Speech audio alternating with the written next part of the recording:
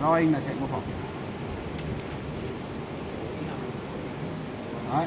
Các anh có thể ấn vào F7 viewpoint là vị trí quan sát này, thay đổi nhìn cái mặt phẳng XYZ nó thay đổi này, như này 3D đây, được chưa? F6 display trên là thay đổi cách hiển thị, như này là hợp lý nhất, được chưa? Sau ấn vào F3 là single trên từng câu lệnh, F2 là stop là dừng, F1 start là chạy tất cả các câu lệnh trên F3. Dòng 6 nó báo line 6 tức là dòng 6. Lại ấn program. Y thế này không đúng, không thế này không đúng. Y không enter. Được chưa? Rồi. Đấy, lại tiếp tục ấn cáp để chạy mô phỏng tiếp. Ấn start rồi nó chạy. Lỗi đâu nó sẽ báo. Dòng 18 bán kính quá nhỏ. Dòng số 18. Đấy, ấn cáp, ấn chương trình.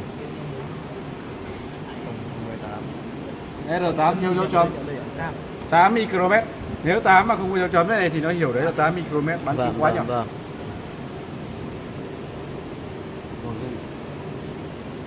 Nhìn thấy ở đâu có sai nữa không? Được chưa?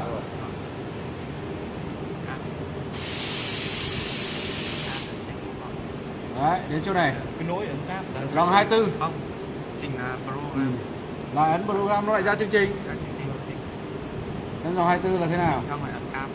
G03 I10 Thiếu dấu chấm. Không có R. Đúng chưa? G03 là gì có biết không? Vòng ba là cộng luôn. Gia công không tròn. Gia công không tròn phải có bán kính. Ngược kim đồng hồ này. Đấy, nhìn này. Cái này vẫn chưa đúng, câu đầu tiên cũng sai. Dòng 25 cũng lại sai ký tự. Là Y không thế này. Cách liền Tiếp tục.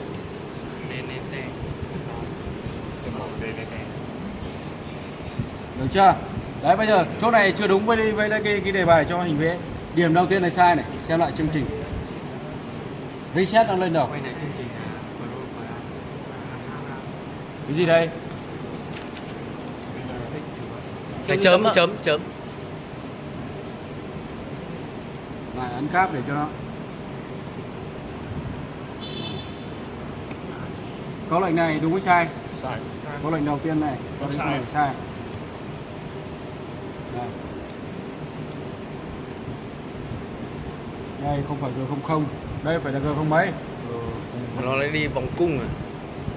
G03. Đi thẳng này, G03. X-26Y0 thêm R vào đây nữa. R10. Được chưa? Đấy. Sai đâu sửa đấy. Phải biết câu lệnh. Cho nên phải biết câu lệnh. Đấy, như này là ok. Vâng. Chạy ra được như này là ok.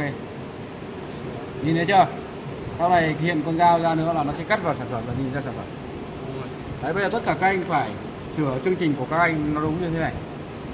Như vậy, việc đầu tiên là phải có chương trình đúng nhỉ? Vâng. Điều thứ hai là phải chạy được mô phỏng. Đấy, làm đi.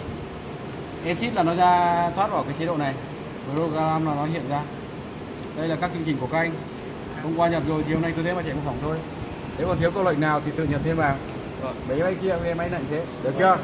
Cuối giờ tôi sẽ kiểm tra xem là có anh nào trốn không chịu làm không. Sau này tôi sẽ chấm điểm.